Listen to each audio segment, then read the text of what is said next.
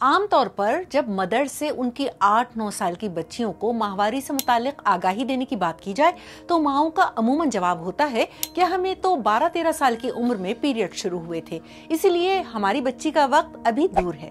البتہ اب ماہرین کے مطابق بچیوں میں بلوغت کی عمر جو عام طور پر 10 سے 13 سال کے درمیان سمجھی جاتی تھی، اب اپنی ماؤں کے مقابلے میں ان میں 2 سال جلدی پیریڈ شروع ہونے کا رجحان بڑھ رہا ہے اور حالیہ برسوں میں ایسے کئی کیسز سامنے آئے ہیں۔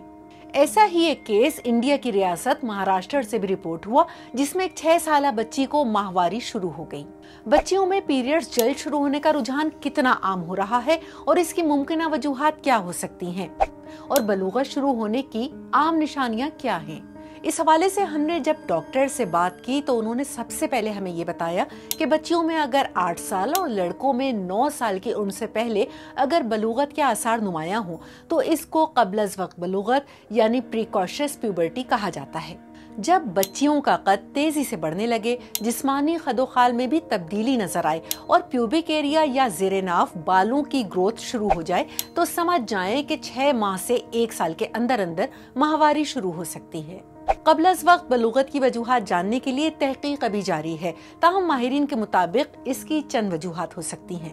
اگر جسم میں باڈی فیٹ زیادہ ہو یا اسکرین ٹائم میں اضافے سے جنسی ہارمونز میں عدم توازن آ جائے، اسی طرح فصلوں کو بچانے کے لیے کیڑے مار ادویات ناک، منہ یا کھانے کے ذریعے ہمارے جسم میں داخل ہو جائیں تو بھی ان کا اثر جسم میں موجود ہارمونز کو کنٹرول کرنے والے گلینڈز پر پڑ سکتا ہے۔ جیسے کہ نیند کو کنٹرول کرنے والے ہارمون میلاٹونن کے امبیلنس ہونے کی وجہ سے جنسی ہارمونز جلد خارج ہوتے ہیں۔ تاہم ان وجوہات پر ابھی بھی ریسرچ جاری ہے۔ پاکستان میں کوئی ایسا ڈیٹا تو موجود نہیں جس سے یہ پتہ چل سکے کہ قبل از وقت بلوغت کا تناسب کتنا ہے۔ ڈاکٹرز کے مطابق بچیوں کو 9 سال کی عمر میں ماہواری ہو تو یہ نارمل ہے۔